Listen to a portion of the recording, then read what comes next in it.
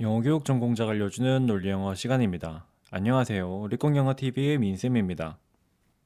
내가 새라면 좋을 텐데 라는 문장이 있습니다. 이 문장을 영어로 표현하라고 한다면 여러분은 어떻게 표현하실 건가요? 5초를 드릴 테니 생각나는 대로 한번 표현해 보세요.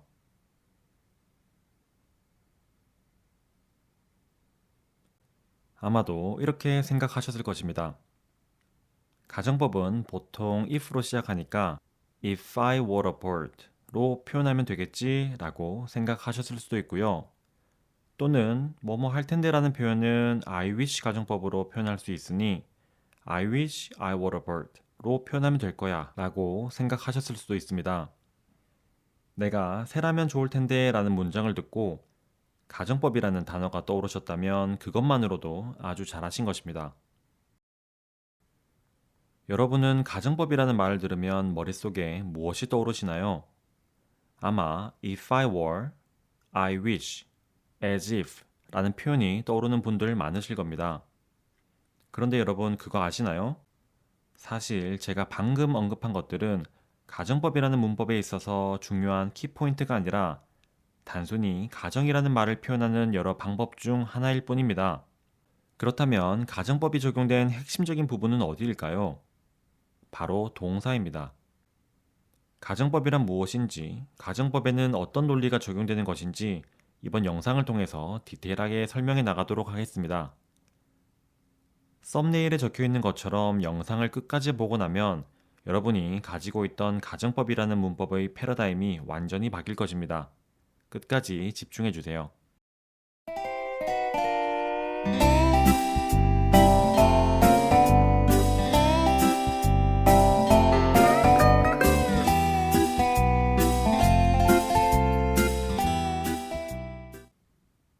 여러분, 이전 강의에서 배웠던 첫 번째 논리영어 원칙 혹시 기억하시나요? 첫 번째 논리영어 원칙, 문장 나라의 왕은 바로 동사다. 문장이라는 나라를 이끌어가고 있는 왕은 바로 동사라고 말씀드렸습니다.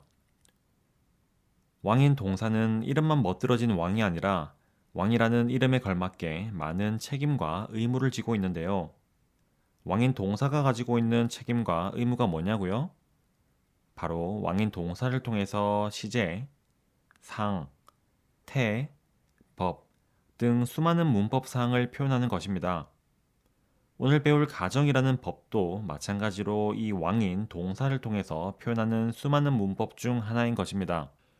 우리가 잘 알고 있고 직관적으로 받아들일 수 있는 문장을 하나 보겠습니다. Do your homework right now. 이 문장에는 명령이라는 법이 적용되어 있습니다. 그렇다면 이 문장에서 명령법이 적용되어 있는 부분은 어디일까요? 네, 맞습니다. 정답은 1번이고요. 바로 do 부분입니다. 명령법이란 문장에서 동사를 원형으로 표현하여 명령이라는 뉘앙스를 붙여주는 문법이라는 설명을 한 번쯤은 들어보셨을 것입니다. 어떤가요? 여러분은 법이라는 문법은 동사에만 적용된다는 사실을 이미 알고 계셨던 것입니다. 다만 인식하지 못하고 있었던 것뿐이죠. 가정이라는 법에도 이와 같은 논리가 적용됩니다. 다음 문장을 한번 볼까요? If I were you, I would marry her. 그렇다면 명령법에서 했던 질문을 똑같이 해보겠습니다. 이 문장에서 가정법이 적용되어 있는 부분은 어디인가요? 사실 여기까지만 수업을 들어도 1번인 if는 정답과 상관이 없다는 것이 보이실 것입니다. 정답은 2번이고요. 가정법이라는 문법은 동사인 were 이 한 단어에만 적용되어 있는 것입니다. 비유하자면 가정법이라는 영화에서 주연은 were이며 나머지는 전부 다 조연인 것입니다. 가정법을 배우기 위해 먼저 가정이라는 단어의 의미를 살펴보겠습니다. 가정이라는 단어에서의 가짜는 한자로 거짓가입니다. 거짓 또는 가짜를 의미하는 것이죠. 정자는 정하다 정, 약속하다 정자입니다. 해석해보면 거짓 또는 가짜로 정하고 약속하는 것입니다. 즉 사실이 아니거나 사실인지 아닌지 분명하지 않은 것을 마치 사실인 것처럼 정해서 이야기를 하는 방법인 것입니다. 영어로도 한번 풀이해 볼까요? 영어로 가정법은 subjunctive mood입니다. 접두사 sub는 아래, 밑을 의미합니다. junk라는 어근은 join 또는 connect, 연결시키다, 있다, 붙이다는 뜻입니다. tive는 형용사를 만드는 전미사고요. mood는 법, 즉 분위기로 해석되는데 앞 강의에서 배웠듯이 법주동사를 의미하는 modal auxiliary verb에서의 modal이 이 mood에서 왔다고 말씀을 드렸습니다. 그렇다면 subjunctive mood라는 단어는 동사의 아래에 붙이는 분위기라는 뜻인데 그럼 어떤 분위기를 붙일까요? 바로 가정의 뉘앙스입니다. 한자와 영어 단어의 풀이를 종합해보면 가정법은 사실이 아닌 것을 마치 사실인 것처럼 거짓으로 정하여 이야기를 하는 방법인 것이며 가정을 할 때 동사의 아래에 가정의 뉘앙스를 붙인다고 이해하면 되는 것입니다. 자, 그럼 가정법이라는 단어 자체에 내포된 뜻이 어떤 것인지는 확인을 했으니 가정법을 문장 내에서 어떠한 방식으로 표현하는지를 같이 한번 보겠습니다. 다음 문장을 보겠습니다. If I were a bird, I would fly to you. 해석을 하자면 만약 내가 현재 새라면 나는 현재 너에게로 날아갈 텐데 정도가 됩니다. 혹시 이 문장을 생긴 그대로 해석해서 만약 내가 새였더라면 나는 너에게로 날아갔었을 텐데 라고 이해하시는 분들도 계실 텐데요. 하지만 그렇게 해석하면 안 됩니다. 그 이유는 영상을 끝까지 보시면 알게 될 것입니다. 사실 가정법이 가지고 있는 논리는 상당히 단순합니다. 법이라는 문법은 동사에 표현하는 문법이라고 설명을 드렸습니다. 따라서 가정법이 적용되는 부분은 바로 were 이 한 단어입니다. 본동사인 be를 어떤 방식으로든 변화시켜서 가정법이라는 문법을 표현해야 합니다. 생각해보면 명령법도 동사를 원형으로 변화시켜서 명령이라는 뉘앙스를 표현하는 방법이니까요. 그렇다면 동사를 변화시키는 방법은 어떤 것이 있을까요? 동사에 s나 es를 붙이거나 d나 ed를 붙이거나 하는 방법으로 동사를 변형시킬 수 있죠. 다시 말하면 동사의 시제를 표현하여 동사를 변형시킬 수 있습니다. 그렇다면 be라는 동사에 표시할 수 있는 시제는 몇 가지인가요? 이전 강의를 들으셨으니 이제는 바로 대답하실 수 있으실 것입니다. 바로 현재 시제와 과거 시제 두 가지입니다. 그런데 여기서 문제가 하나 생깁니다. 현재 시제를 통해서 가정법을 표현할지, 과거 시제를 통해서 가정법을 표현할지를 정해야 하는 것입니다. 그렇다면 동사의 현재 시제를 표시해서 가정법을 표현할 수 있을까요? 다음 문장처럼 말이죠. If I am a bird, I will fly to you. 그런데 이렇게 되면 이 문장은 가정을 표현하는 가정법이 아닌 사실을 표현하는 직설법이 되어버립니다. 여러분, 직설법에 대해서 들어보셨나요? 직설법이란 우리가 일반적으로 쓰는 문장을 말합니다. 가정을 하거나 명령을 하거나 하는 것이 아니라 사실을 있는 그대로 말하고 서술하는 방법이 바로 직설법인 것입니다. 사실을 있는 그대로 말하고 서술하려면 당연히 현재 시제를 써줘야겠죠? 예를 들어 볼까요? Ethan is a brave man. 이 문장은 Ethan이라는 사람이 용감한 남자라는 사실에 대해서 서술하고 있는 문장입니다. 이렇듯 현재의 사실을 표현할 때는 현재 시제를 써주면 되는 것입니다. 마찬가지로 과거의 사실을 표현하기 위해서는 과거 시제를 쓰면 되는 것입니다. 따라서 현재 시제로는 가정이라는 법을 표현할 수 없다는 결론이 납니다. 만약 위의 문장을 말하게 된다면 이 말을 듣는 상대방은 굉장히 황당할 것입니다. 새가 아닌 사람이면서 본인이 정말로 진지하게 새인데 너에게 날아갈 수도 없으면서 확실하게 날아갈 것이다라고 말하는 것이니까요. 정리하자면 직설법을 표현하기 위해 쓰는 현재 시제로는 사실과 반대되는 것을 표현하는 가정을 나타낼 수 없는 것입니다. 그렇다면 이제 남은 시제는 과거 시제 하나뿐입니다. If I were a bird, I would fly to you. 이 문장에서는 were, 즉 동사 be의 과거 시제가 적용되었습니다. 그러면 여기서 표현된 시제는 과거라는 시간을 표현하기 위해 사용된 것일까요? 이 부분이 굉장히 중요합니다. 정답은 아니다 입니다. 동사에 표시된 시제가 과거의 형태지만 여기서의 시제는 시간을 나타내는 것이 아니라 가정이라는 법을 나타내는 것입니다. 그렇다면 시간은 어떻게 표현할까요? 사실 시간은 현재를 기준점으로 잡은 상태에서 동사의 시제를 한 단계 뒤로 물려서 가정을 표현하는 것이기 때문에 어떤 추가적인 약속을 하지 않더라도 일어난 시간은 현재로 보면 되는 것입니다. 이해가 되시나요? 즉, 현재의 사실을 가정하기 위해 시제를 한 단계 뒤로 물리는 방법으로 가정이라는 뉘앙스를 표현하는 것이니 굳이 시간을 따로 표현하지 않더라도 일어난 시간은 현재인 것입니다.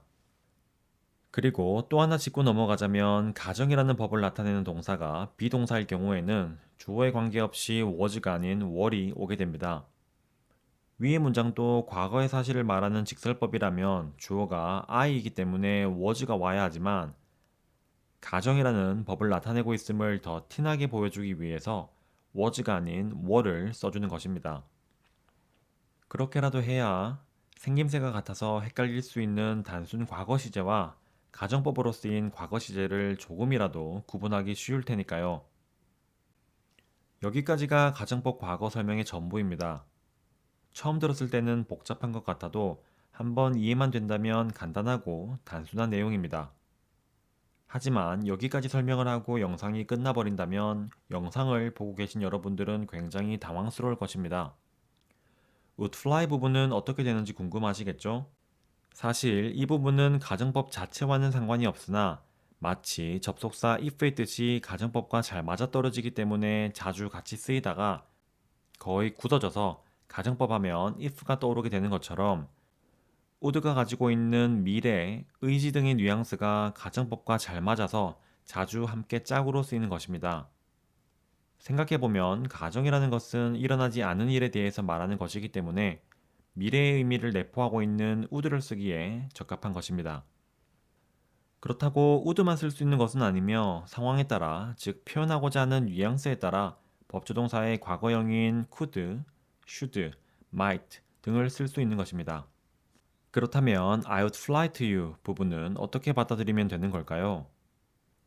법조동사에 숨어있는 두 가지 약속이라는 이전 영상을 보신 분이라면 뭔가 논리의 흐름이 이어지는 느낌을 받으셨을 것입니다. 법조동사의 시제로 확실성이나 공손함을 표현해버리면 시간을 표현할 수 없게 되는데 그렇다고 시간을 표현하지 않고 넘어갈 수는 없으니 법조동사 플러스 동사 원형은 현재라는 시간을 나타내는 것으로 약속을 한다고 배웠었죠? 가정을 한다는 것은 사실이 아닌 것을 사실인 것처럼 말하는 것이기 때문에 바꾸어 생각하면 일어날 확실성이 낮음을 의미합니다. 즉, 법조동사의 시제를 시간이 아닌 사건이 일어날 확실성이 낮음을 표현하기 위해 써먹어 버린 것입니다. 따라서 이 문장의 시간은 현재입니다. 그렇다면 월 부분의 밑줄을 치고 시간을 현재라고 적어주겠습니다. 현재를 기준점으로 잡은 상태에서 동사의 시제를 한 단계 뒤로 물려서 가정을 표현한다고 설명했었던 것 기억하시죠? 이렇게 표시를 해두고 보니 시제가 모두 현재로 일치되는 것을 알 수 있습니다. 따라서 이 문장을 문장이 생긴 그대로 받아들여서 만약 내가 새였었더라면 나는 너에게로 날아갔었을 텐데 라고 해석하면 안 되는 것입니다.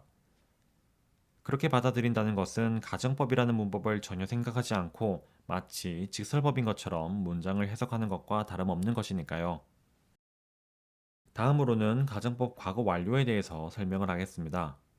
가정법 과거 완료도 가정법 과거에 적용된 것과 똑같은 원리가 적용됩니다.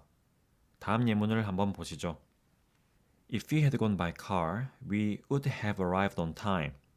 해석을 하자면 만약 우리가 과거에 차를 타고 갔었더라면 우리는 과거에 도착했었을 텐데 정시에 정도가 되겠습니다. 이 문장에서 가정이라는 법이 적용되는 부분은 어디일까요? 바로 had gone 부분입니다. 현재 사실을 가정할 때는 시제를 한 단계 뒤로 물려서 과거 시제로 표시하면 됐었는데 그렇다면 과거의 사실을 가정할 때는 어떻게 표현하면 될까요?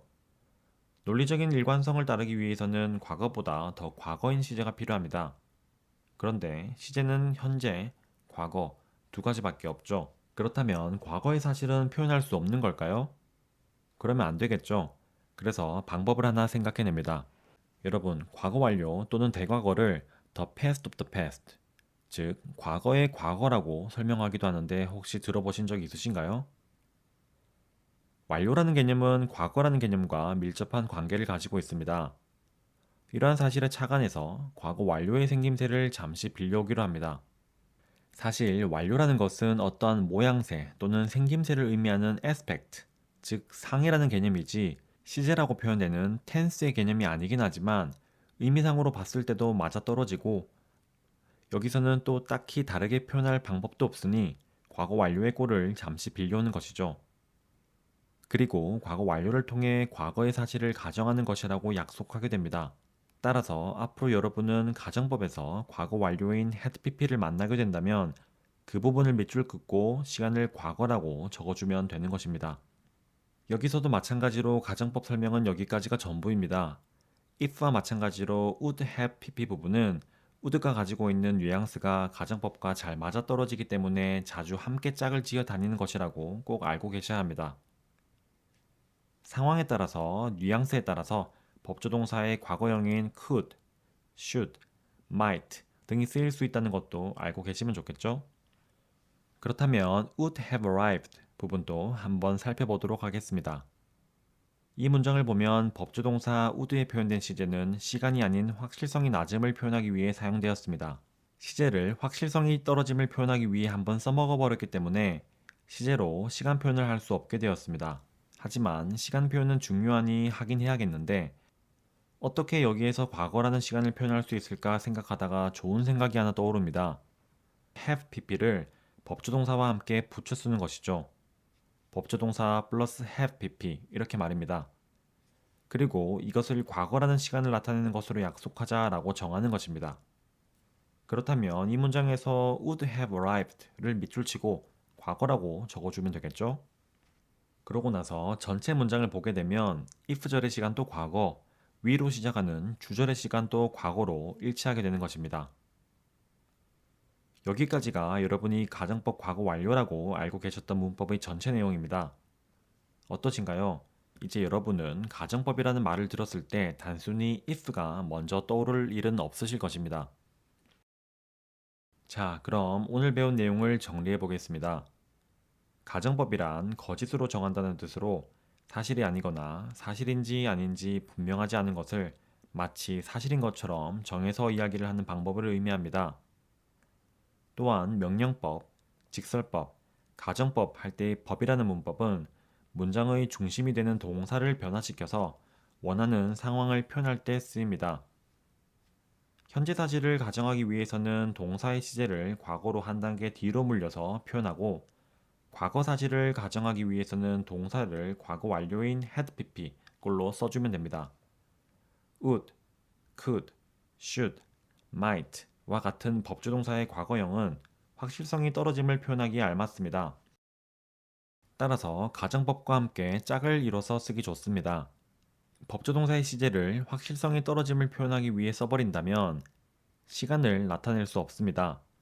따라서 법조동사 플러스 동사 원형이라는 구조를 통해 현재라는 시간을 나타내기로 약속했고 또한 법조동사 플러스 have pp라는 구조를 통해서는 과거라는 시간을 나타내기로 약속했습니다. 이번 영상에서는 시간 관계상 상대적으로 예문을 많이 다루지 못했는데요. 다음 영상에서 여러 예문들을 함께 보면서 가정법을 완전 정복해 보도록 하겠습니다. 이번 강의는 여기까지입니다. 자, 그럼 복습 잘 하시고요. 다음 강의에서 만나 뵙도록 하겠습니다. 지금까지 리국영어TV의 민쌤이었습니다. 감사합니다.